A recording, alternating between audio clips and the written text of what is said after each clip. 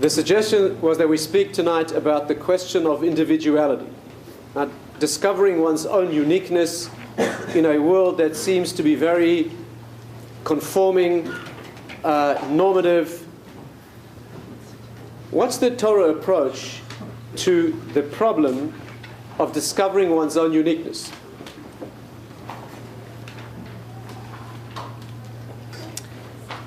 I would like to do this in two parts with your permission.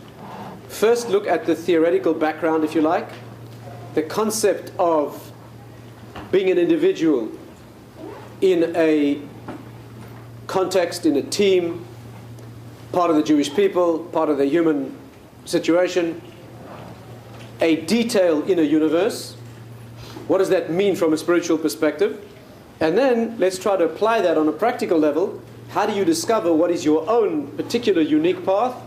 And how do you help children, when you bring up children or students, how do you help young people discover their own uniqueness? Is that okay? Can we do it like that? Of course. Okay, let's begin with a difficult subject of looking at the, if you like, the spiritual background. What is the meaning of a part in a whole?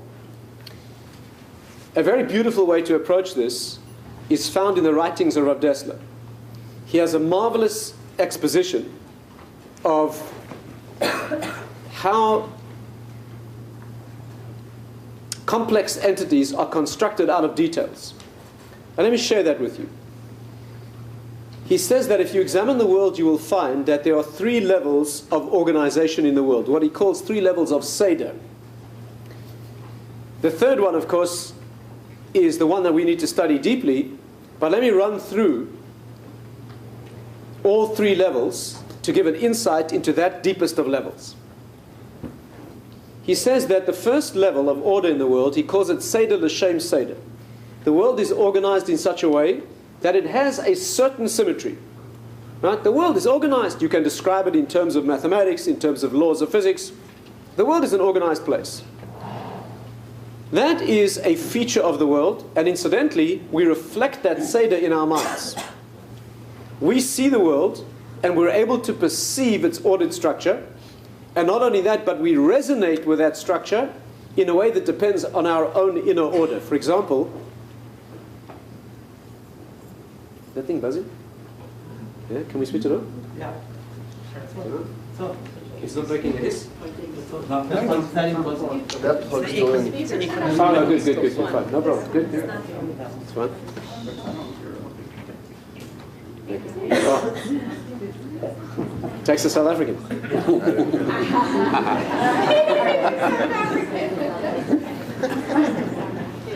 Okay, that's better. So the first, we resonate with the order in the world depending on our own inner structure. For example, let's say you are in a situation of symmetry. You're on a train journey, right? And that has a rhythmic symmetry, clickety-click, clickety-click, clickety-click. How do you respond to an environment of order like that? The answer is, it depends on your own inner order. If you are symmetrically disposed, you are going on a journey that you are enjoying to a longed-for destination, and everything is fine and right with the world, that sound is wonderful. That rhythmic clickety-click, clickety-click, in it you hear all sorts of musical cadences, and it's wonderful, soothing and rhythmic. If you are going on a journey that you are dreading, and you're in a state of inner turmoil, that sound drives you crazy. The reason is that the inner disharmony is being mocked by the outer harmony. But if you come home one day after a perfect day, like I'm sure you always all have, everything goes right for you, doesn't it? And you come home, everything's right with the world, and you walk into your house and you find that all the furniture's fine, but one chair's a little out of line. The tendency is you walk over and you put it in line and everything's fine. Your inner harmony seeks to see an outer harmony reflect in the world.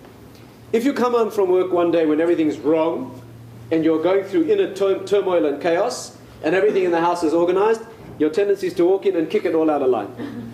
And usually it's not only the furniture that gets kicked around, it's usually Whoa. You do that? She said the dog.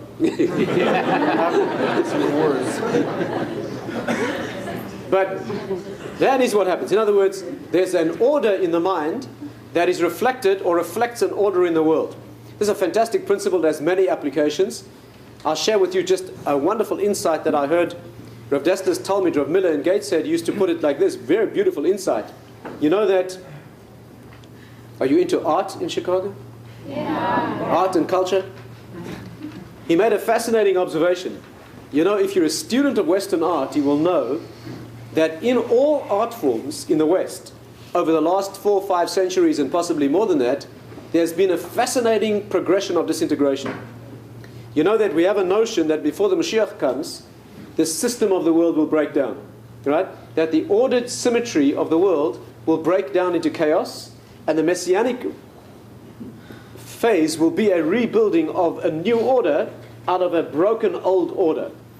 And he points out a very interesting thing. If you examine all Western art forms, you will notice that within each of them there's been a consistent destructuring, right? That means that take any art form, take poetry. If you go back to a Shakespearean period, poetry was extremely symmetrical. A Shakespearean sonnet, right, is a very organized and ordered thing. It goes da da da da da da da da da da da da da da. Modern poetry is nothing like that. In modern poems, there's no rhythm, there's no rhyme, there's no spelling, there's no, you know, it's just disordered, right? If you look at painting, as Rabbi Miller used to say, there was a period in the history of painting when a painting of a bowl of fruit used to look like a bowl of fruit. Today, right, I mean, if you go back to the great masters of 400 years ago, and you see their paintings, they are unbelievably perfect in being representational. Today, a modern art, you know what modern art is? The fellow throws a can of paint over his shoulder. He gets his cat to walk around on the... Then he sells it to the Metropolitan Museum for $1 million with a little sign saying angst. You know? Now, you may be a fan of modern art. I don't happen to be. But that's not the point. The point is that there's a remarkable disintegration. If you would have gone back 400 years ago to the period of the Dutch masters and showed them a work of modern art, they would have think there's something, they would have think that you're psychologically problematic. Right? Music. If you go back a few hundred years in Western music, you find that music was extremely symmetrical.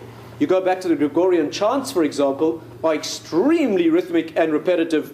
You come to the Baroque period, Bach and his contemporaries, music is extremely mathematically symmetrical, right? As you move forward in musical history, in the classical period, after the Baroque period, things are much freer, but they are still very organized. When you get into the Romantic period, Beethoven's later period, then you find things much more expressive and free, but still very organized. And when you start getting into modern music and postmodern music, you know, when Stravinsky, for example, began writing music on an 8-tonal scale, the first public recital of Stravinsky's music in Paris, the audience was so offended they tried to kill him. The police had to escort him from the audience. They were so offended by hearing 8-tonal music. Today, that's completely normal. Today, there's a composer who composes on the staves of a mobile. That means as the thing moves in front of the pianist's eyes, he plays what he sees. There's another modern composer who puts his cat on the keyboard and sticks it with a pin. I'm not kidding you. As the cat tries to get off the piano, people listen to the music. There's a famous modern composer called John Cage. His most famous piece is 4 minutes 33 of... Are you going to do this talk with me? His most famous piece is 4 minutes 33 of silence. And believe it or not, there are famous recordings. You can buy famous recordings of John Cage's 4:33. Now, had you done that 100 years ago, they would have had you committed to an insane asylum, right? That's a remarkable thing. As you move architecture, if you go back in the classical architecture, things are extremely symmetrical. In modern architecture, unless you have one purple wall and one green one and, like, you know, things at different angles, like, it's boring. Theater. You go back to Greek drama, a Greek drama is extremely stylized. A tragedy or a comedy has certain rules. Today, theatre is known as theatre of the absurd.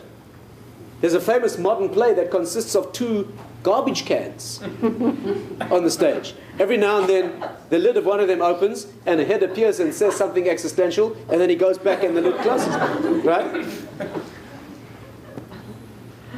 Is the message clear? And this applies to music, literature, drama, painting, sculpture. Go back to Greek sculpture.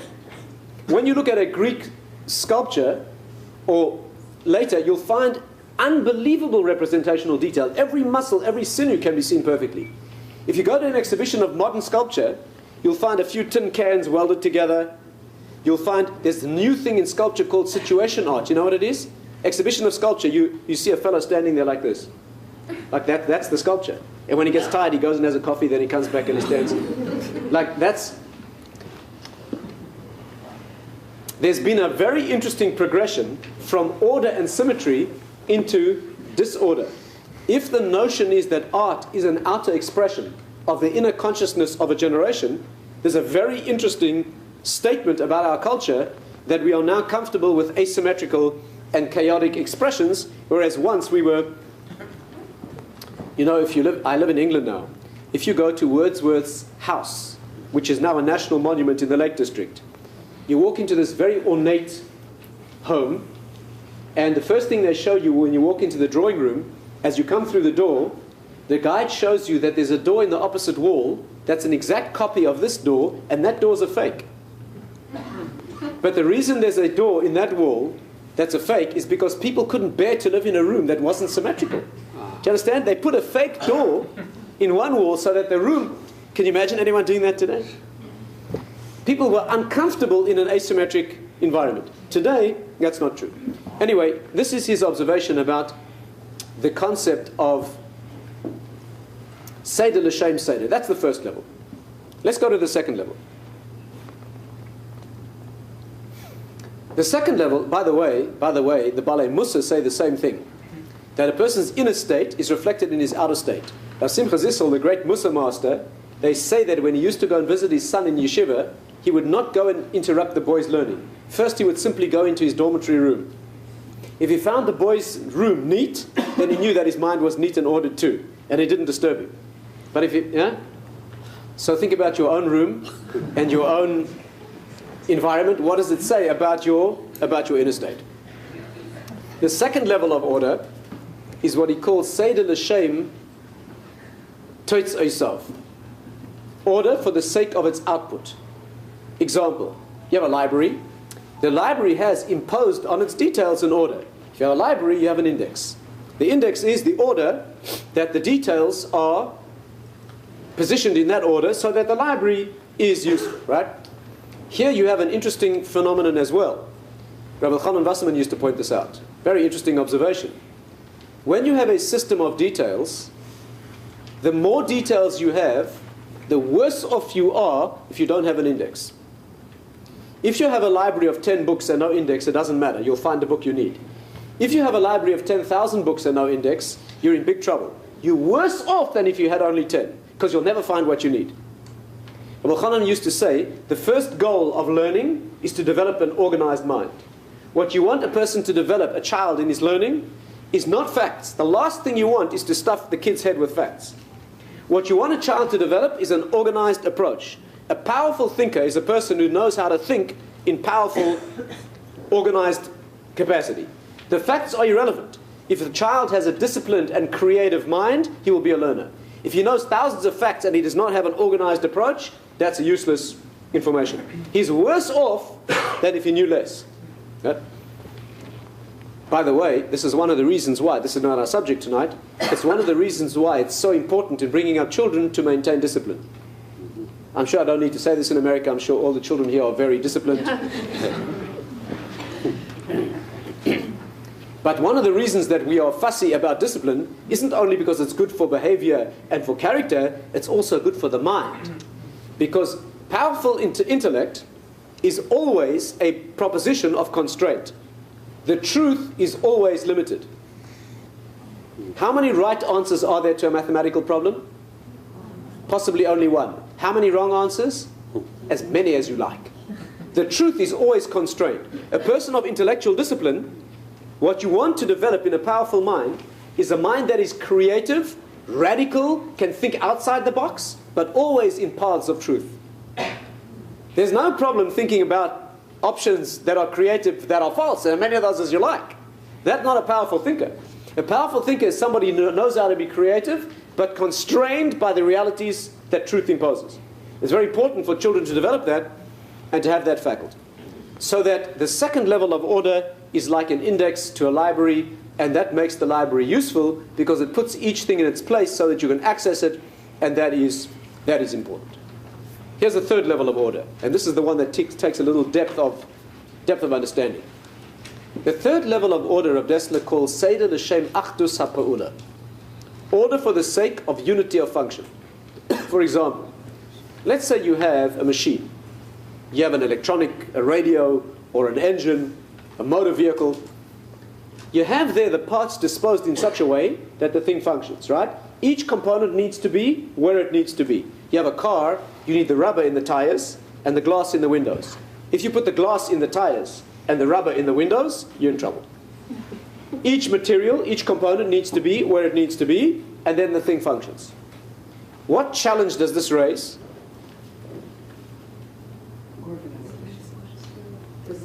Here's the question. Finding the function of everything. Here's the question. What's the difference between the second and the third levels of order?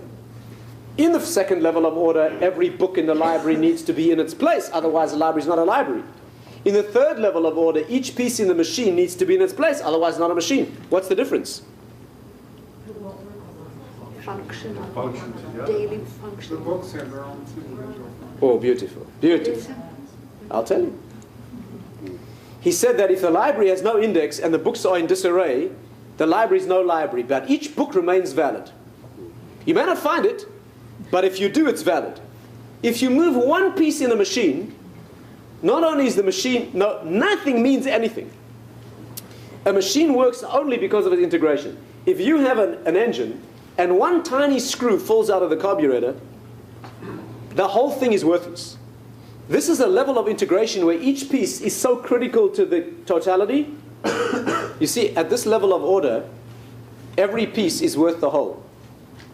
And the whole needs every piece. It's a remarkable thing. This is deep in the Kabbalistic world. When you have a radio, or a machine, or parts of the human body, or, strictly speaking, the Jewish people, and other levels of order in the universe, each part is not nice to have, not one more book in the library. Each part is so critical that the others are meaningless without it. And it's meaningless without them. Which means that when each piece is doing what it should be, you don't notice it. But when it falls out, you suddenly, when you're driving your big four-wheel drive monster, right? These big things that you drive here in America, that no doubt you can't get downtown, without that. Let's say you take that thing where it belongs, which is in Death Valley. And you're driving, you don't drive through Death Valley, Nevada? Well, let's say you're driving through Death Valley in this great four-wheel drive monster, you're 500 miles from nowhere, and a little piece of wire or screw falls out of the engine and gets buried in the desert sand, you suddenly realize that little piece became worth your life. While it was in place doing what it should, you didn't notice it. That little piece is so small it's almost silly.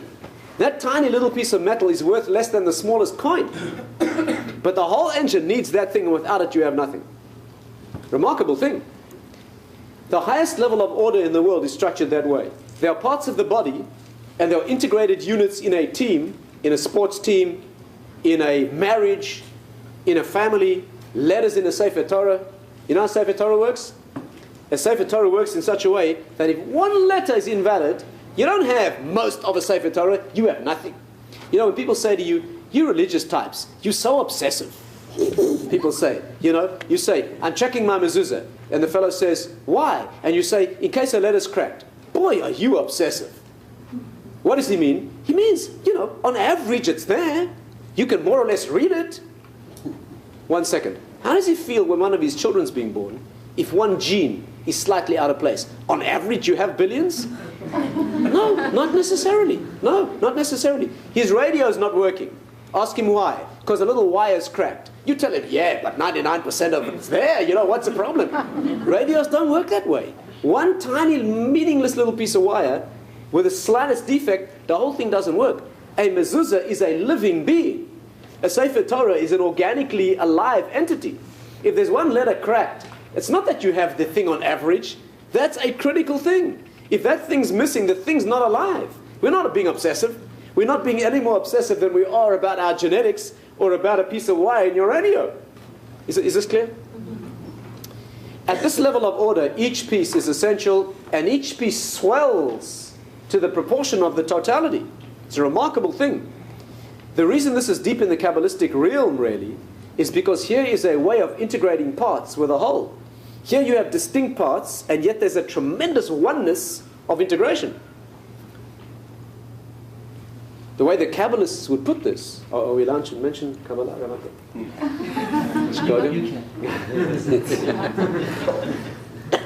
The way they would put it is that if you examine each part, you will find the whole in each part. Because from one perspective, the whole needs that part. You know, the world reflects this. You know, if you take the human body and you take one cell from any part of the body, you find in that cell the genes of the whole body. Isn't that amazing? If you take a cell from the bottom of your toe and you examine the genetic component of that cell, you won't find the genes for toes. You'll find the genes for the whole body. That's amazing. You can take any cell of your body and grow your whole... You could make a copy... Why you'd want to do that beats me. But if you wanted to make a copy of yourself, you could do it from any cell in your body.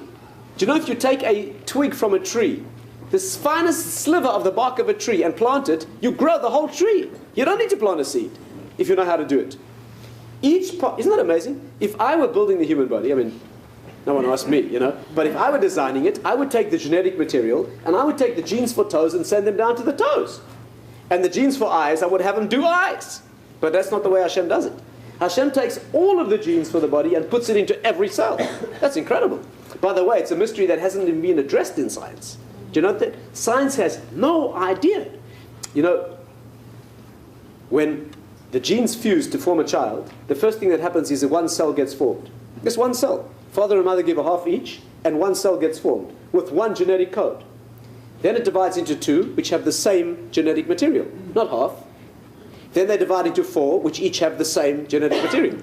Then they divide into eight, which each have, and you can prove it. If you have 8 cells or 16 cells, you can pluck off one of them and grow it, and you get a whole child. You don't get 1/16 of a child, sort of an arm and half a face. You get a whole child, which means that every cell has everything. And then they become 32 and 64 and 128, and they're all identical. You can look at the little ball of cells under the microscope, you can see it quite easily.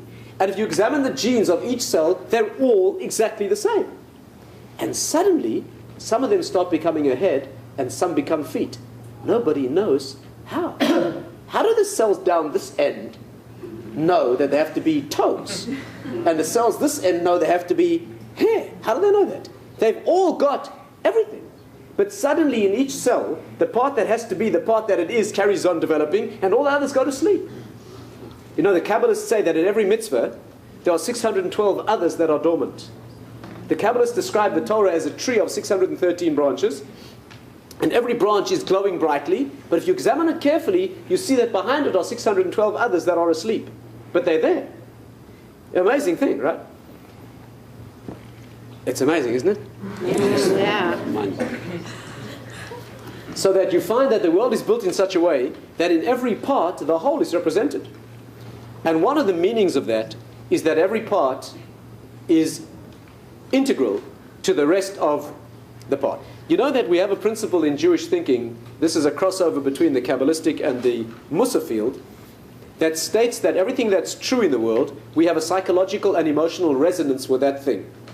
When there's something true, we have an innate sense of... Do you know that we have an innate psychological energy that thrills to being individuals, and also that thrills amazingly to losing individuality in a relationship? And a psychologist will tell you that that's paradoxical. People like to be individuals, right? In the conventional psychological terminology, they call it the Lone Ranger syndrome. Women don't have this. This is a male fantasy of being like, it's all me. You know, What do you play here? You play football, right? That's a nerdy game with all the padding.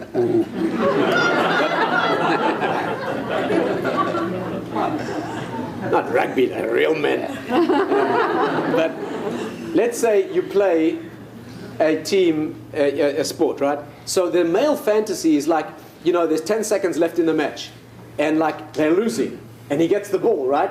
And in the next 10 seconds, in a dazzling display of absolute brilliance, beats the whole enemy team and his own people getting in the way, and totally unaided scores the winning goal. Amazing fantasy, right?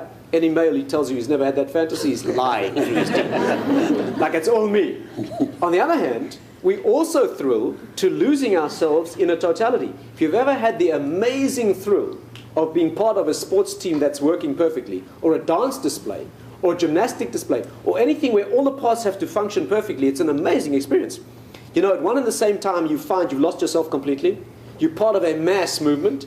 And amazingly, you have an amazing sense of, this is me. You know, I had the experience of being in the army. I don't know if you've had that experience. I had spent a couple of years as a medical officer in the South African Army.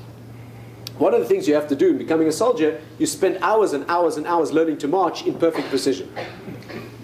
There's an amazing experience that happens when you're marching in a battalion of 10,000 people, where you suddenly get into a rhythm that is almost, it's a magical experience. When 10,000 people are moving in absolutely perfect precision, first of all, you lose all sense of exhaustion.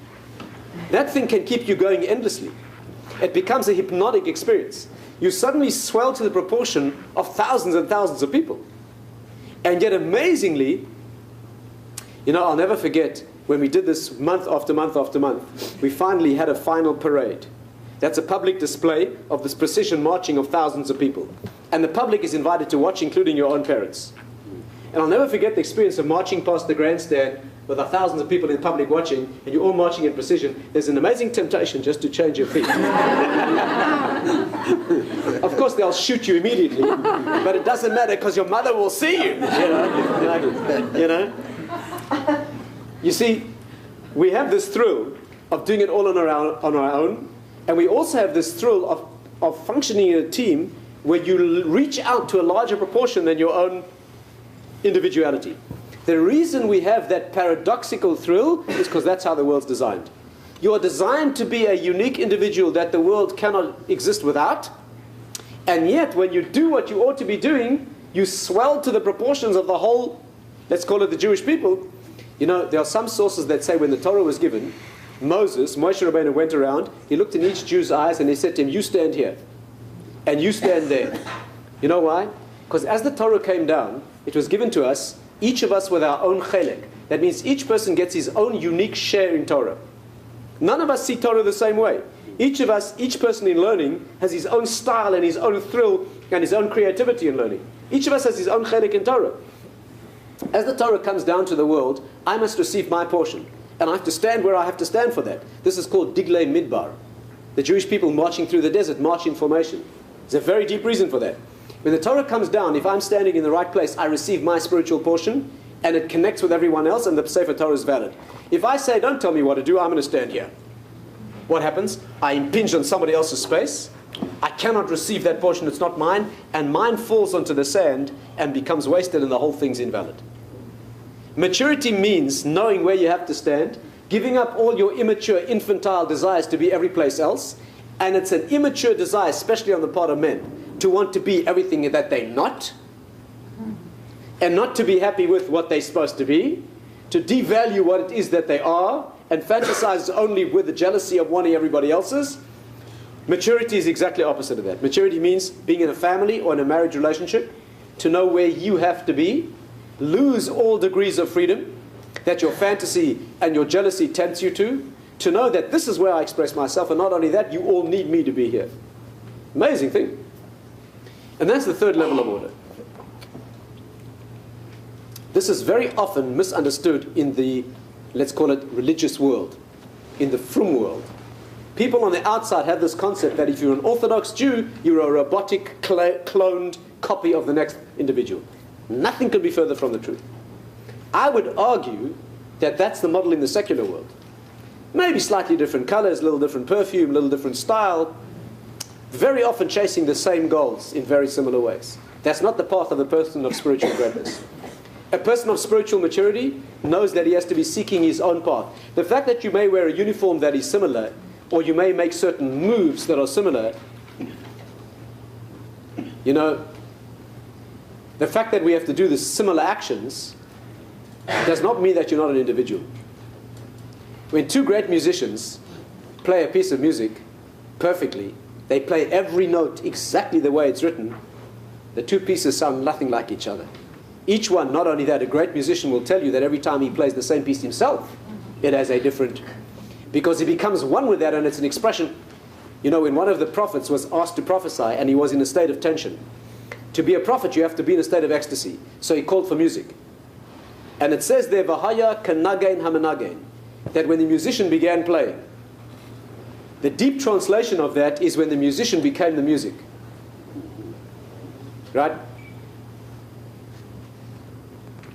I once had the privilege of hearing Arthur Rubinstein play the piano many years ago in St. Louis. And someone went up to him and asked him, "What's your favorite piece?" And he said, "The one I'm playing." Whoa, that's the way it ought to be. So, to be part of the religious, so-called religious world means the opposite of being a cloned copy of the next person. And you know where this is worst misunderstood in the religious world? There. Not there. Because people think that in women, to be a religious woman, a Torah observant woman, you have to be a totally, there's no sense of individuality. You're just somebody else's echo. Right, ladies? Sometimes. It's a bad mistake. Yeah, let me an interesting experience. Here's a situation that occurred to a certain young lady. Brilliant, amazingly talented young woman. The fact that she's my daughter is completely irrelevant. So when she was 19, she came to me and she said to me, "Abba, I'm ready to get married. Find me a victim. Find me a..."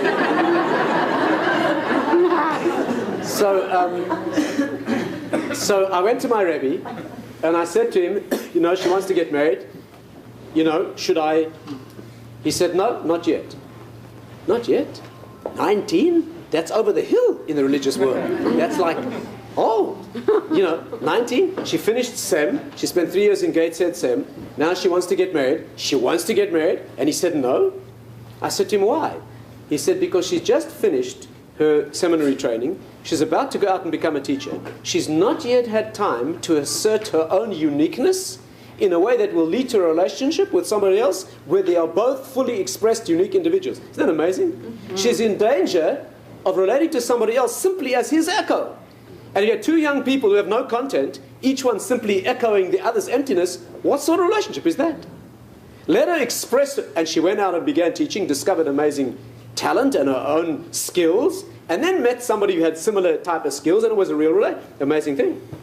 So that to be a woman does not mean, or to be a religious individual does not mean that you're a mindless clone. You need to be discovering your own unique talent in the Torah world, right? And part of the Jewish people and part of humanity in general, so that you bring that unique music to the symphony of human expression, so that it is rich because we are all different and not boring because we are all supposed to be similar. This is a message that often is not correctly understood. So far, so good. Can we now move to the more practical? Yeah, can we do that? Just have more energy? Absolutely, please. Okay.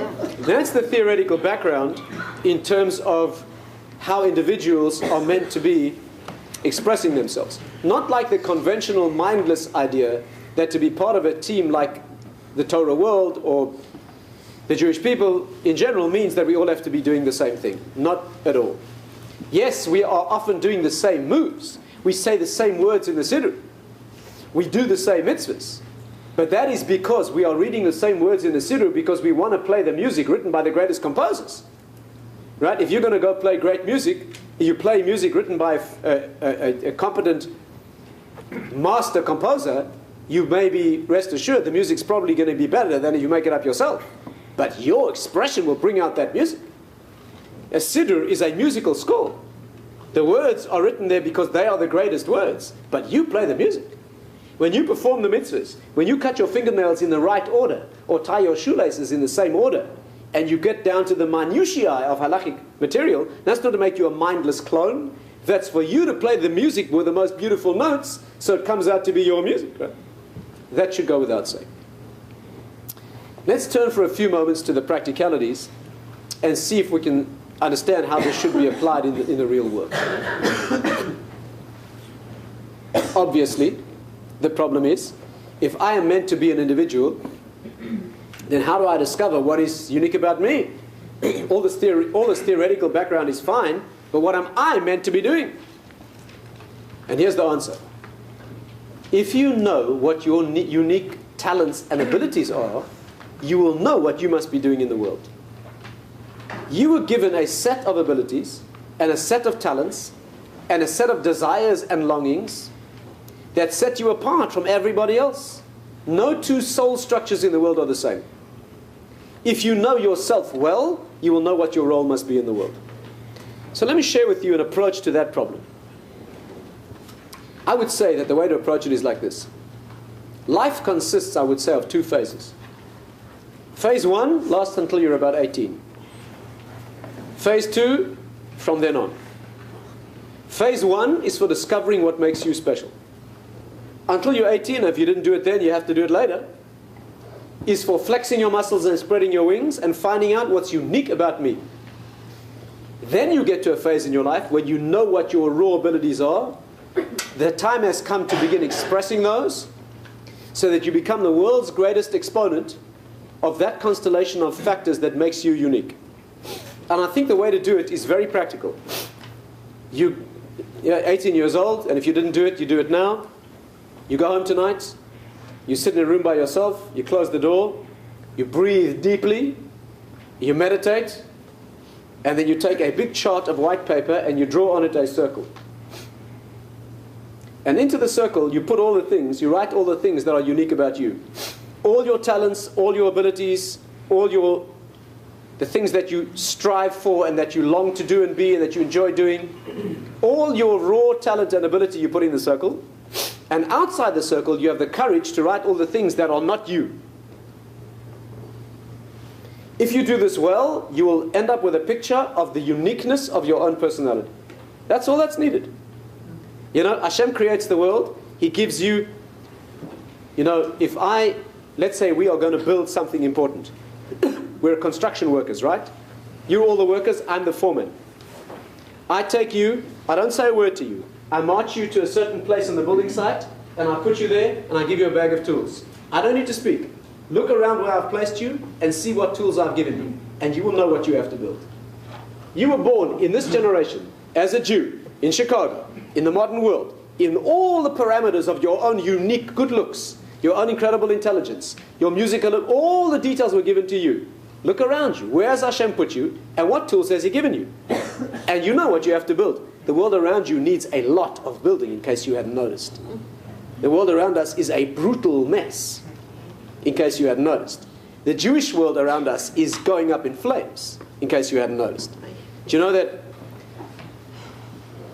the calculation made recently is that over the last 30 years in this country, about 30,000 Jews have been brought in through various aspects of the so-called Kiruv movement. In other words, for the last 30 years, more or less, there's been an effort to reach out to Jews who have no background, right, in various ways. And the calculation is, although no one knows the figures accurately, probably about 30,000 Jews have changed their lives significantly to become more attached to Torah.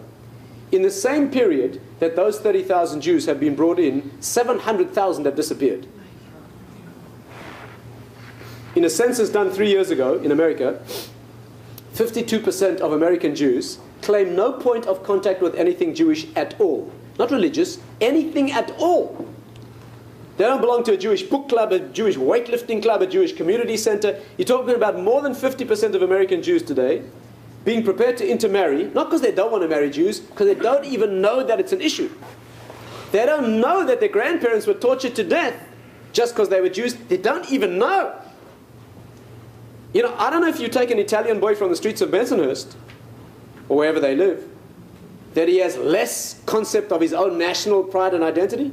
If you take a Zulu kid from the streets of Durban, He has more national knowledge and identity and pride than most Jewish college kids today. So there's a lot of stuff that has to be built. And you were placed with your gifts and your unique abilities at this point in space and time.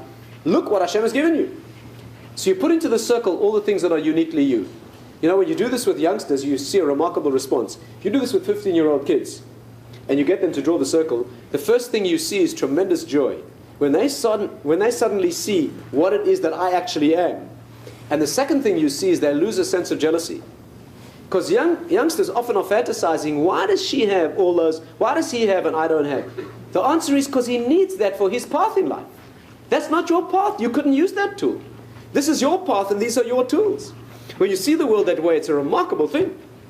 By the way, if you do this with kids of 7 and kids of 17, you get a radically different response. You know that? If you take a class of 7-year-olds or 8-year-olds and you say, children, write me a list of all the things that are good about you, they never have enough paper. You know that? The kids just keep writing. No matter how long you give them, they just keep writing. Try the same thing when they're 15 and 16.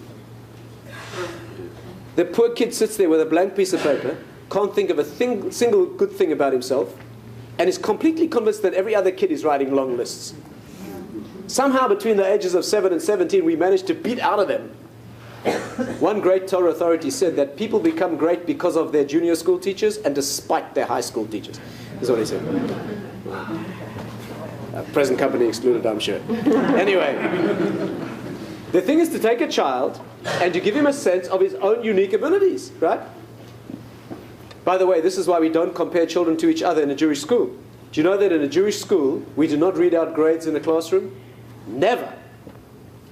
Because when you read out grades in a class, what happens is a little kid feels like a failure because he got less of a grade. He might have tried much harder. I don't know how it is in America, but in other places, if you feel like having a heartbreaking experience, let's say you want to get depressed, go to a junior school prize giving. You know how one of those places? Yeah, there's a little sea of expectant 7-year-old faces. Now they start giving out the prizes. There's always one obnoxious, abnormal child, right, who probably had his brain irradiated when he was a fetus, who gets all the prizes. You know that kind of kid? And next to him is a little 7-year-old whose heart is breaking. Because he'd give anything for a prize, but he's not going to get one. That's not education, that's assassination. They all got to get prizes. When they're 15 years old, then you can be brutally unfair. You know why? Because life's unfair, they have to learn. But not when they're 7 and don't understand that. Every kid's got his own beauty, right? If you give, I don't know how in America, in England, in South Africa, there's charts on the wall where the kids get stars. You have that? Yeah. Math, you get a gold star. Spelling, you get a star. If you don't have a chart for midas, that means good character, you know what you're teaching the kid? You have to have, when the kid shares his sandwich with another kid who hasn't got a sandwich, he needs to get a gold star for that. Otherwise, you're teaching him what we care about is calculus and math and spelling in Zulu or French or whatever it is, but we don't care if you're a mensch. Every kid, a kid who can share his sandwich and can't add 2 numbers together in math is probably better suited to life than the kid who can. Because he'll be a much better friend and husband and father than the kid who can do calculus and doesn't know how to share his sandwich. So every child has to have his own uniqueness and talent brought out. Of course academics is important, but it's only a little part of the circle. And therefore you put into the circle all the things that are you, and you have the courage to exclude all the things you fantasize about because they're not you. That is a mature development of the sense of self and the image of self that's necessary. Let me be clear here about one thing. We are talking about putting in the circle things that are unique. We're not talking about things that are essential. Again, before you talk about the circle, it has to have 2 bases. The first base, that is everybody has to have, is being a decent human being. The second base is being a responsible and loyal and fulfilled Jew. The third thing is the circle. The circle is your unique flavor. You can't say, well, I'm going to walk around punching people in the teeth because that's like not part of my circle. That's part of the base. Part of the base means being a decent human being. And by the way, being a decent human being means only 2 qualities of character. It's all you need. When you bring up a child, you have to ensure that the child has 2 qualities of character only. What are those? Consideration and concern. What the Kabbalists call the left hand and the right hand. Consideration, don't damage, don't interfere. Don't interfere with anybody else. Don't harm anyone else. concern, get involved where you can help. You need both.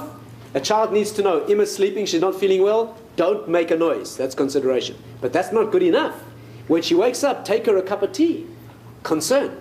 To be a good neighbor, you need to know when to look away, because your neighbor needs space. And when they're not feeling well, take them a plate of soup. To not interfere and harm other people is not good enough to make a mensch out of you. That just means you don't damage. But that's not good enough. Ask any wife if she's happy with a husband who just doesn't hurt her. You know, he doesn't beat her. Is that good enough? No. He's got to bring flowers every Friday.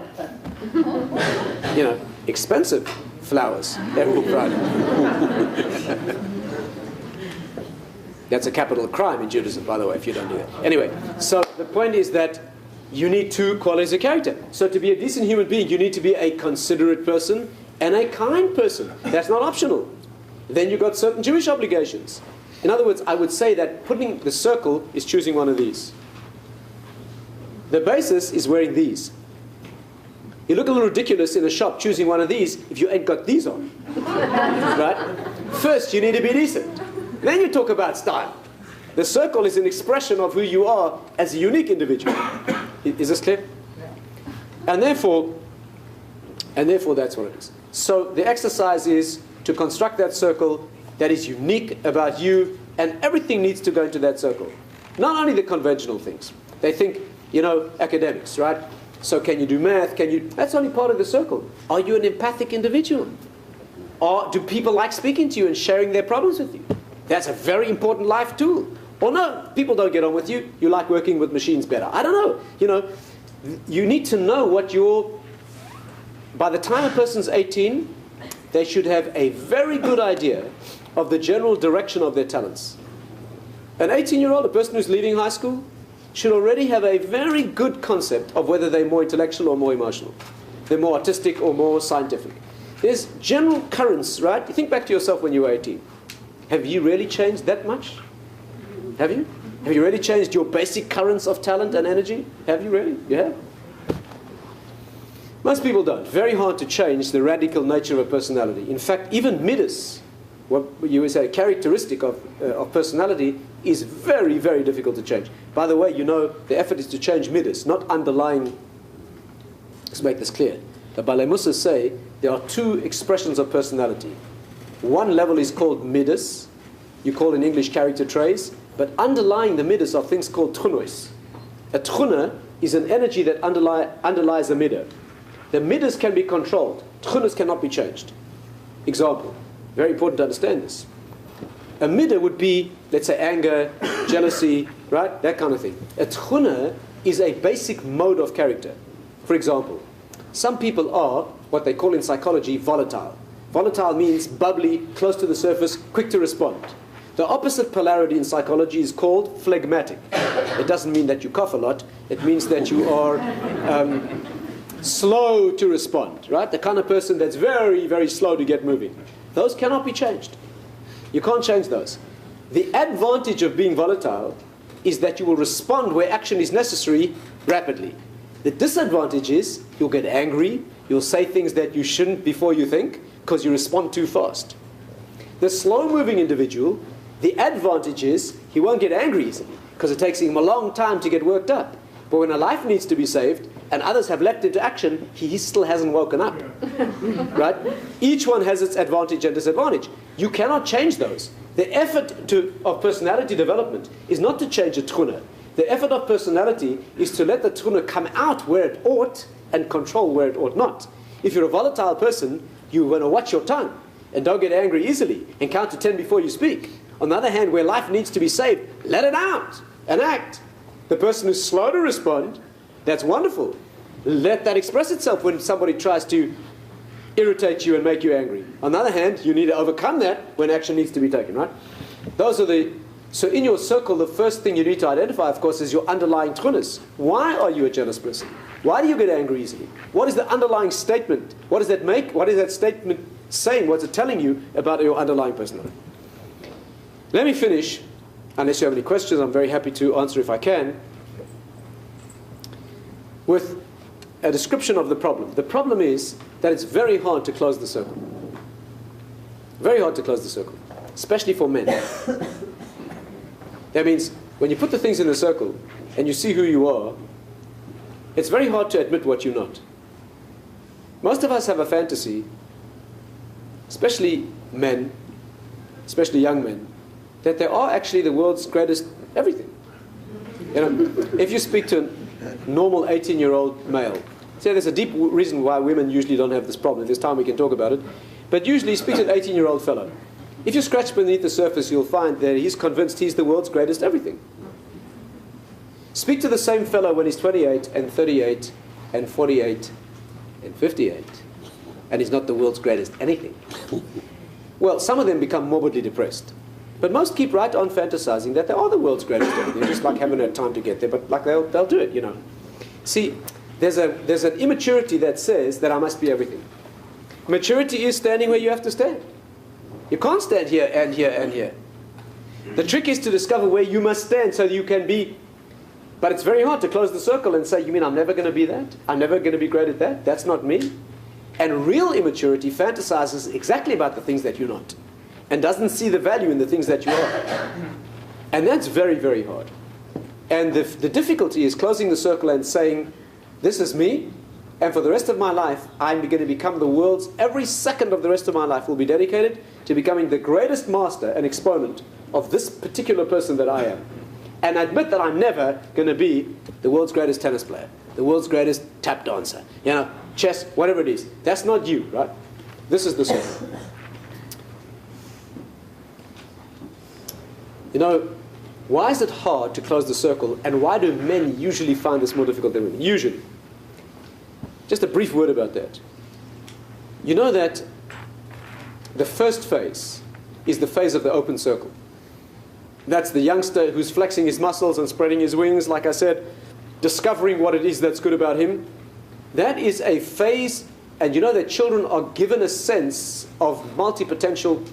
Ask any normal 5-year-old what he wants to be when he's grown up.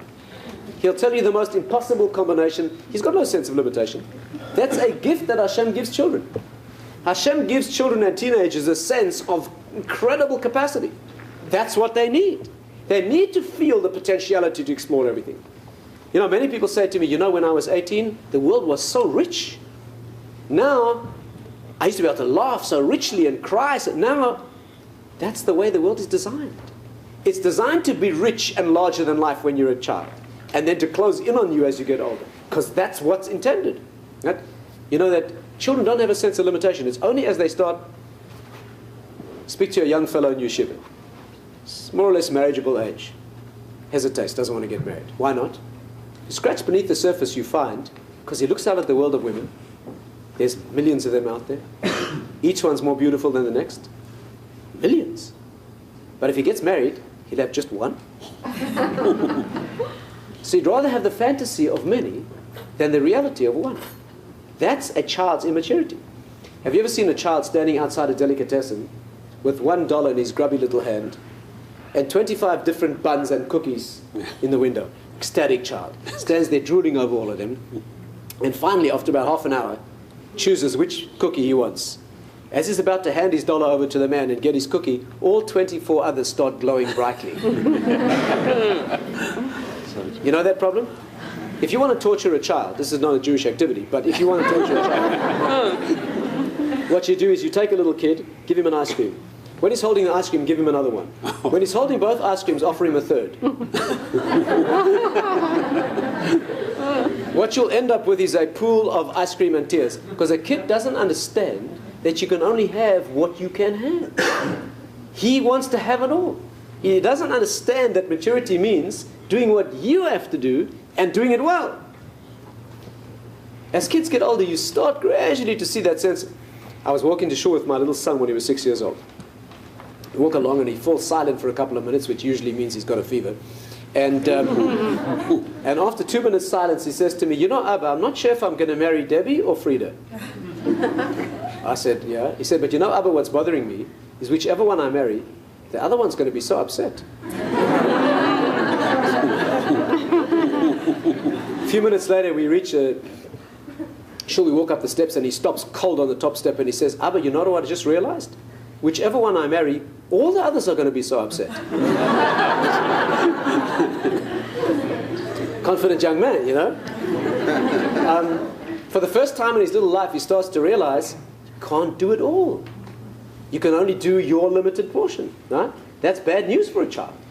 And most of us never outgrow that immaturity. And that's why men tend to have fantasies. That's why the Maharal says, for example, that a man can marry many women. A woman cannot marry many. First of all, which woman in her right mind would want more than one husband? There has to be something wrong with it, right? But a man is a multi-potential being. He does have that ability to spark out in many directions, and therefore it's harder for him generally to close the circle, right?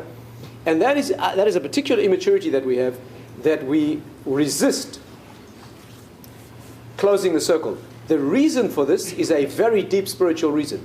We are all cells of a body that have the genes of the whole universe.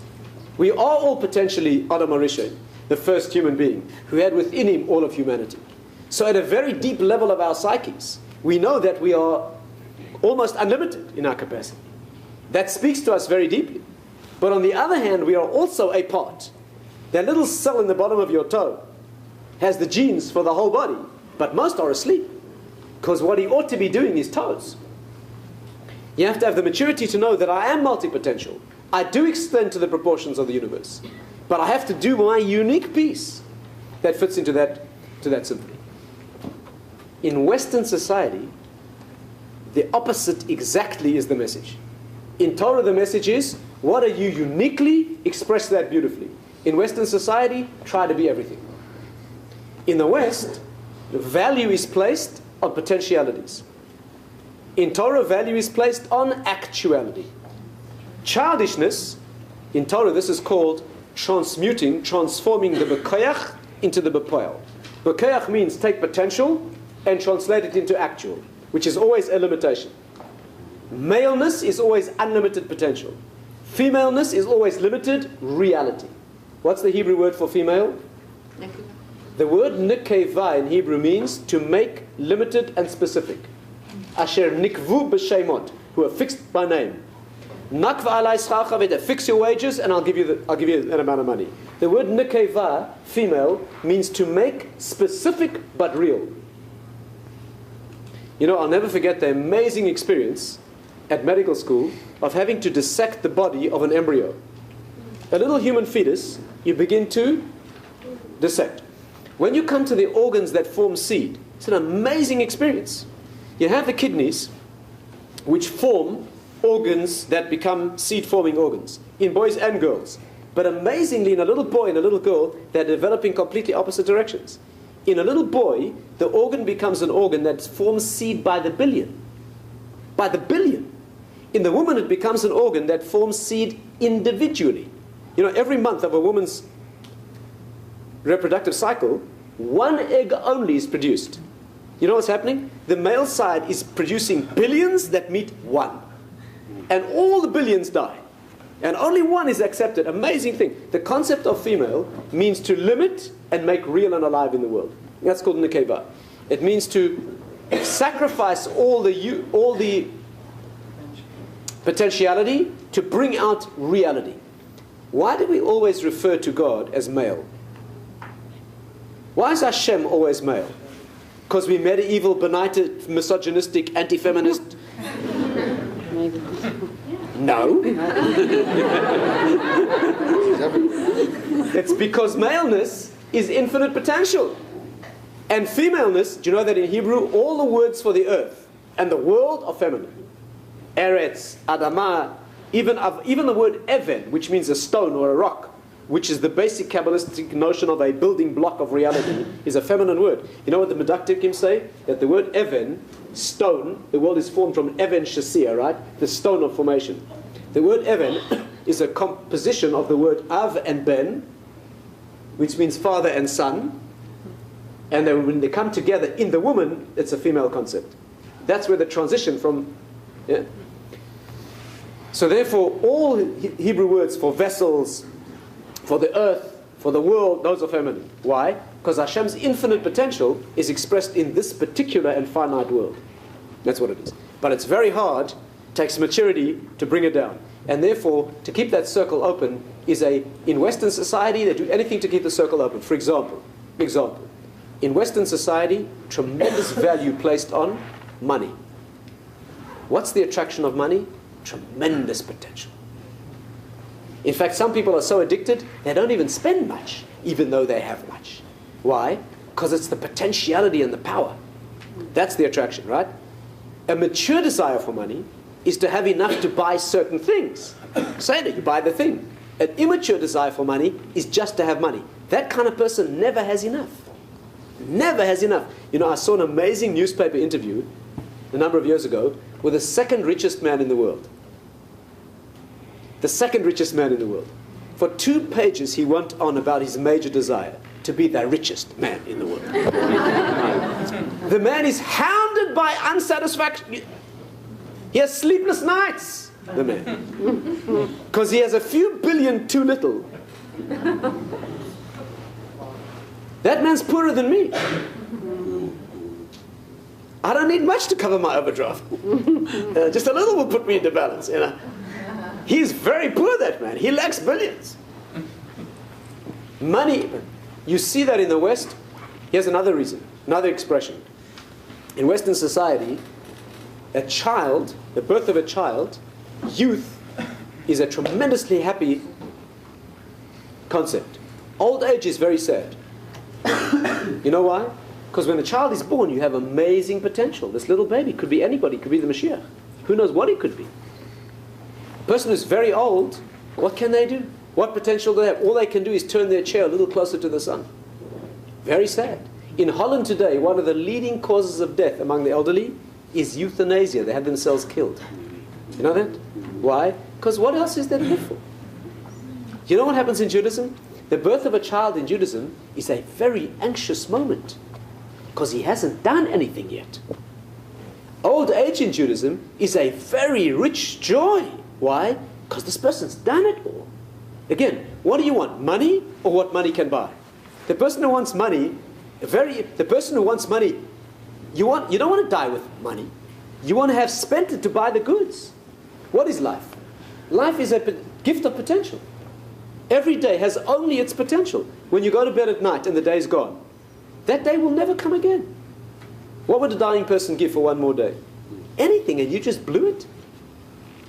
All you have of the day is what you translated its potential into an actuality. The kind deeds that you did, the kind words you said, the mitzvahs you performed, the transitions, the development that you made in your relationships and your own personality. That's exported into an eternal dimension. But the thing is ephemeral, it goes and it will never come again. Maturity means not wanting the potentiality, wanting what it translates into as actuality. You know what's amazing? In the literature of the world, youth is always described as springtime and summer. And old age is always described as winter. In Torah, youth is described as winter and old age as summer. King Solomon talks about Yemei Chorfi, the days of my winter, the days of my youth. You know why? Because that's the correct vision of life. In winter, they break open the frozen ground and put the seeds in. In summer, you reap the crop. In Judaism, a little child hasn't produced yet. Seeds are being sown. But a person who's very old, 97-year-old person, can only turn his chair a little closer to the sun. But he's done it all. He had his 17 children, and his 45 great-grandchildren, and his 600, etc. He's done it all. He's done all the mitzvahs. He's constructed all of that reality. What a joy. And therefore, we are looking not to keep the circle open endlessly and never achieve anything. We are looking to close the circle and making that portion of mine, which is the world that I have to build, making that real. Let me finish with a story. And if you have any questions, I'm happy to answer if I can. They tell a story about a peasant in old-time Russia who was a peasant farmer who had no land to farm. He stood weeping by the side of the road, nothing he could do, and suddenly the Tsar rode past in his carriage. Very ornate, golden, sees this peasant crying, and for some reason he's moved, gets out of his carriage, he says to the peasant, "What's the problem?" He's overawed by the presence of the Tsar. He tells him, "I'm a farmer, I have no land." The Tsar says, "What's the problem? I own Russia." drives a stake into the ground where they stand, and he gives the man 3 others. He says, walk as far as you want and plant a second stake, turn, walk as far as you want, put a 3rd stake in the ground, turn, walk again, put a 4th stake, and the land between all 4 is yours, a gift from me. Man can't believe it. Takes the 3 stakes and he starts walking. After a few miles, he's about to put the stake and turn when he says to himself, I could have more. Carries on walking for a few more miles. He's about to put the stake in the ground and he says, but why stop here? And as the story goes, he never stopped walking. Oh, wow.